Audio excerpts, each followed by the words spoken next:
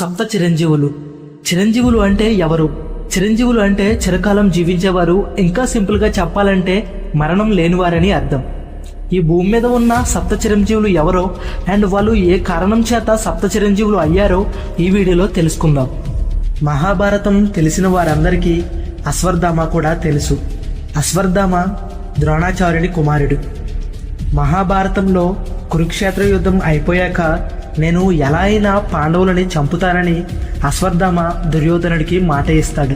యుద్ధం చివరి రోజున అశ్వత్థామ కృపాచార్యుడితో కలిసి రాత్రి సమయంలో పాండవులను అంతం చేయడానికి పాండవులు ఉండే చోటుకి వెళ్తాడు. కానీ అశ్వత్థామ అక్కడ చంపింది పాండవుల్ని కాదు, ద్రౌపదికి పాండవులకి పుట్టిన వారి కొడుకులని. విషయం తెలుసుకున్న పాండవులు అశ్వత్థామ వెనక వెళ్తారు. అర్జునుడు అశ్వత్థామతో యుద్ధానికి దిగుతాడు. ఆ యుద్ధంలో అశ్వత్థామ బ్రహ్మాస్త్రాన్ని ప్రయోగిస్తాడు. దానికి అర్జునుడు పశుపస్త్రాన్ని ప్రయోగిస్తాడు. ఆ రెండు అస్త్రాలు ఢీకొంటే ప్రళయం తప్పదని అక్కడ ఉన్న కొందరు ఋషులు వారి వారి అస్త్రాలని వెనక్కి తీసుకోవాలని చెప్తారు.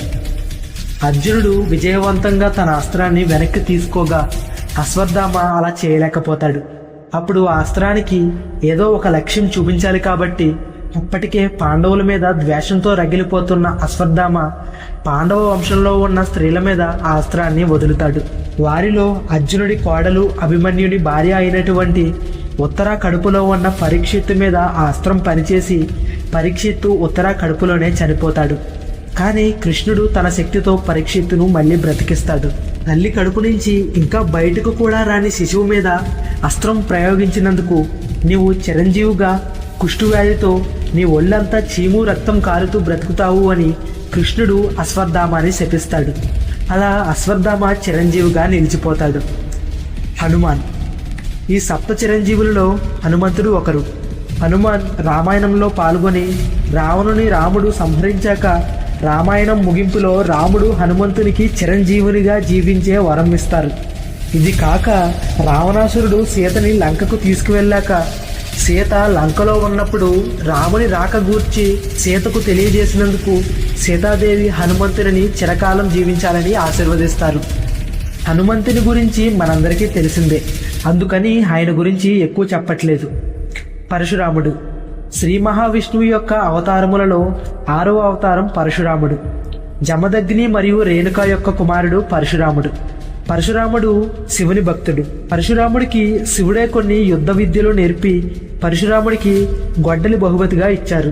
ఒకసారి పరశురాముడి తల్లి అయినటువంటి రేణుక నీటి కోసం చెరువుకు వెళ్ళగా అక్కడ గంధర్వులను చూస్తూ ఉండడం వల్ల తిరిగి రావడం ఆలస్యం అవుతుంది.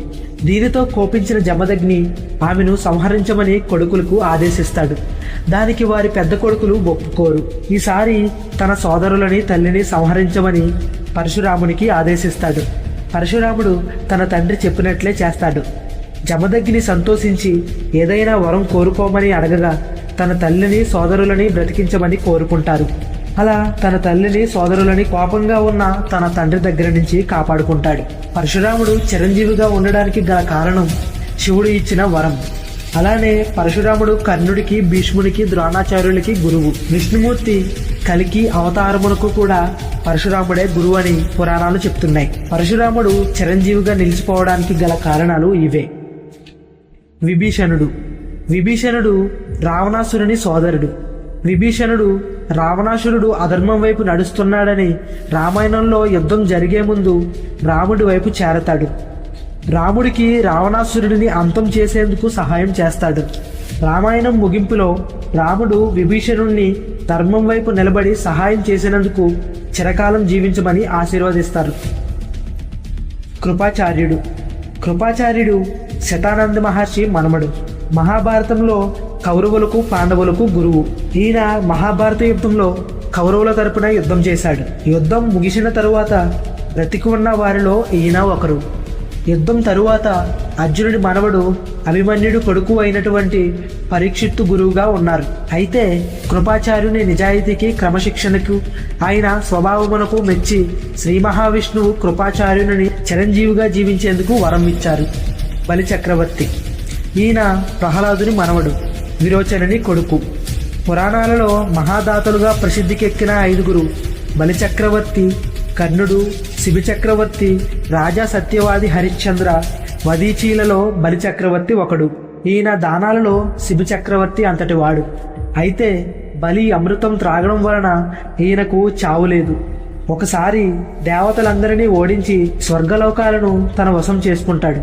బలిచక్రవర్తిని ఇంకెవరూ ఓటమి పాలు చేయడానికి అవకాశం ఇవ్వకూడదని ఒక మహాయాగం చేస్తూ ఉండగా శ్రీ మహావిష్ణువు వామన అవతారం ఎత్తి 3 అడుగుల నేలని దానం ఇవ్వమని అడగగా దానికి బలిచక్రవర్తి అంగీకరించాడు. 2 అడుగులలో భూమిని ఆకాశాన్ని కొలిచి 3వ అడుగుతో బలిని పాతాళానికి తొక్కేస్తారు శ్రీ మహావిష్ణువు.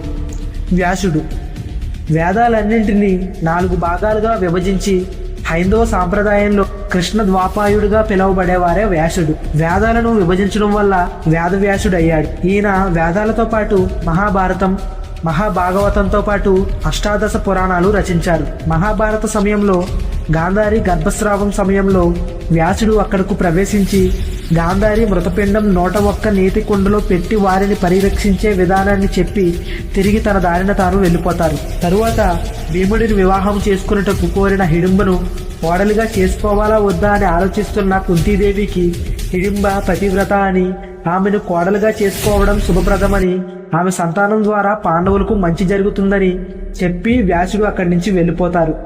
తరువాత ద్రౌపది స్వయంవరానికి ముందుగా పాండవులకు దర్శనమిచ్చి వారికి ద్రౌపది పూర్వజన్మ వృత్తాంతం వివరించి స్వయంవరానికి వెళ్ళమని, వారికి శుభం కలుగుతుందని చెప్పి ద్రౌపది వివాహం తీరు ముందుగానే సూచించి అక్కడి నుండి వెళ్ళిపోతారు. వ్యాసుడు చిరంజీవిగా నిలిచిపోవడానికి గల కారణం ఆయన శ్రీ మహావిష్ణువు అంశతో జన్మించడం. That's it. ఈ వీడియో మీద మీ ఒపీనియన్ ఏంటో కామెంట్ చేయండి. ఇలాంటి మరిన్ని వీడియోస్ కోసం మన ఛానల్ని సబ్స్క్రైబ్ చేసుకోండి. నెక్స్ట్ వీడియోలో మళ్ళీ కలుద్దాం. అంతవరకు టేక్ కేర్. బాయ్.